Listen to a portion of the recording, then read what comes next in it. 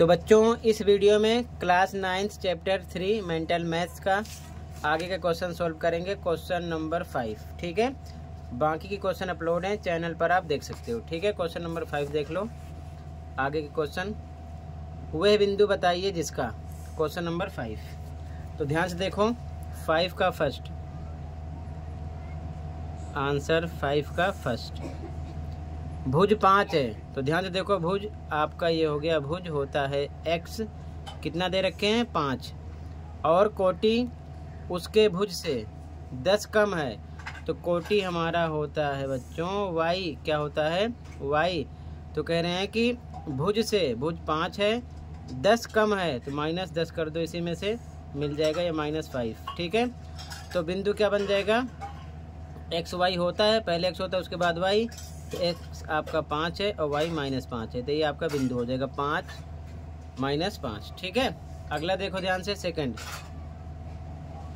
5 का second question, कोटि भुज से 2 गुना है और भुज -2 है। तो पहले हम लिखते हैं भुज, भुज यानी कि x आपका कितना दिया है -2, कह रहा है कोटि भुज से 2 गुना है, तो कोटि क्या हो जाएगा आपका, कोटि यानी कि y हो जाएगा, भुज का 2 गुना है तो -2 गुणे 2, इसका भी कर देंगे, 2 गुना है तो ये आ जाएगा बराबर -4। तो बिंदु क्या बनेगा, बिंदु आपका एक्स वाई होता है, तो ये बन जाएगा x आपका पहले लिखेंगे -2 और ये हो जाएगा -4। ये हो जाएगा आपका सेकंड का आंसर। ठीक है, उसके बाद में अगला क्वेश्चन थर्ड है, क्वेश्चन नंबर थर्ड। अगला क्वेश्चन थर्ड है, कोटि 3 है और भुज कोटि का योग्य प्रतिलोम है। थर्ड में देखो ध्यान से, कोटि 3 है, तो सबसे पहले आपका होता है भुज, भुज आपका होता है x और कोटि, कोटि आपका होता है बच्चों y। ठीक है, तो क्वेश्चन में कह रहा है कि कोटि 3 है, तो कोटि आप लिख दो, कोटि पर लिख दोगे आप 3, कोटि है आपका 3। ठीक है, और कह रहा है कि भुज कोटि का योज्य प्रतिलोम है, योग्य यानी कि योज्य प्रतिलोम है, तो योज्य प्रतिलोम में निशान बदल जाता है, तो ये प्लस का है तो माइनस का हो जाएगा। ठीक है, तो बिंदु क्या मिल जाएगा आपका x, y, यानी कि पहले x लिखेंगे -3, 3। ठीक है, अब ध्यान रखना, अगर मान लो आपसे पूछ लिया गया -5 का योज्य प्रतिलोम, तो लिखोगे +5। ठीक है, अगर पूछा गया 11 का कितना होगा, तो माइनस में हो जाएगा -11, अगर माइनस का रहेगा तो प्लस का होगा, प्लस का होगा तो माइनस का हो जाएगा, ध्यान रखना। ठीक है, निशान बदलता है, बस नंबर वही रहता है। ठीक है, तो सेम यहाँ पर होगा ऐसे ही।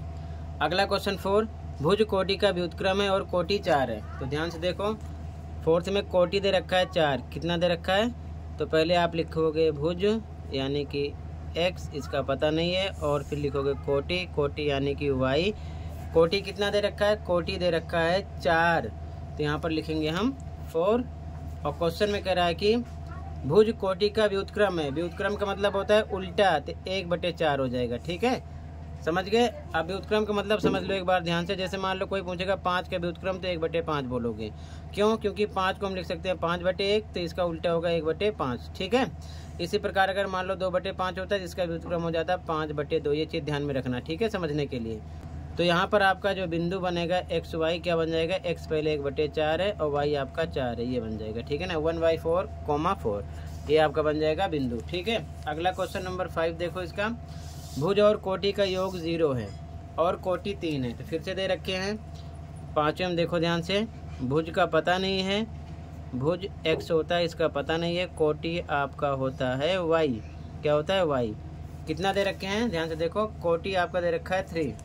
ठीक है, तो हमने कोटि पर लिख दिया 3, और क्वेश्चन में कह रहे हैं कि भुज और कोटि का योग 0 है, तो अगर हम इसके अकॉर्डिंग देखें तो x + y दोनों का सम कितना हो रहा है, 0। तो यहाँ पर y का पता है, y का पता है y 3 है, तो x पर हम क्या रखें कि कितना आ जाए, 0, तो यहाँ पर हम रखेंगे -3, प्लस माइनस माइनस हो जाएगा, तो यानी कि आपको क्या मिल जाएगा, भुज आपको मिल जाएगा -3, प्रश्नानुसार ध्यान रखना। ठीक है, तो बिंदु क्या बनेगा, x, y, तो x आपका हो जाएगा -3 और y +3 हो जाएगा। ठीक है, ये चीज़ ध्यान में रखना।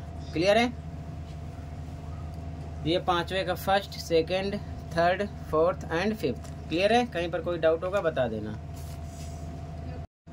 अगला क्वेश्चन नंबर 6, निम्नलिखित बिंदुओं की लंबवत दूरी ज्ञात कीजिए। फर्स्ट 0, -4 की y अक्ष से, ध्यान से देखो, तो आंसर नंबर 6 का फर्स्ट लिखा 0, -4। तो ध्यान से देखना, स्टार्टिंग वाला आपका होता है x और उसके बाद वाला y। कह रहा है y अक्ष से, तो y अक्ष से y के अपोजिट में देख लेना, x जो होगा वही आंसर हो जाएगा। तो कितना 0, तो हो जाएगा 0 इकाई इसका आंसर। ठीक है, डिस्टेंस हो जाएगी। इसी प्रकार सेकंड देखो 2,8 है, 2,8 है, तो ये आपका x है, ये है y। कह रहा है x अक्ष से, तो x अक्ष से इसका अपोजिट वाला y वाला आंसर होगा। तो आंसर क्या है 8, तो लिखोगे 8। ठीक है ना, 8 इकाई आंसर आ जाएगा। थर्ड देखो ध्यान से, -1,3, -1,3, ये आपका x है, ये है y। तो इसमें कह रहा है कि y अक्ष से, y ये है, तो x वाला आंसर होगा। तो यहाँ पर माइनस का है, लेकिन ध्यान रखना हमेशा पॉजिटिव हम लेते हैं, नेगेटिव में डिस्टेंस नहीं होती। तो माइनस हटा देना, नंबर सेम लिख देना 1। ठीक है, यही आपका आंसर हो जाएगा 1 इकाई।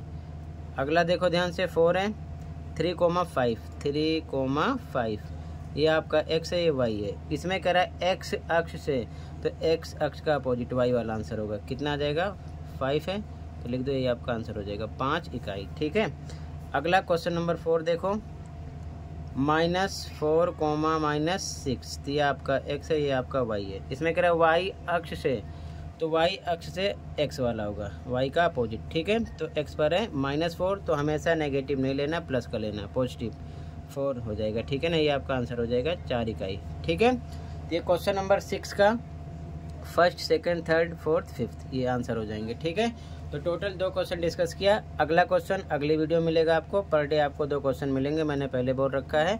तो आज की वीडियो में इतना ही था, मिलते हैं अगली वीडियो में। कहीं पर कोई डाउट है तो कमेंट कर सकते हो। Thank you for watching and take care.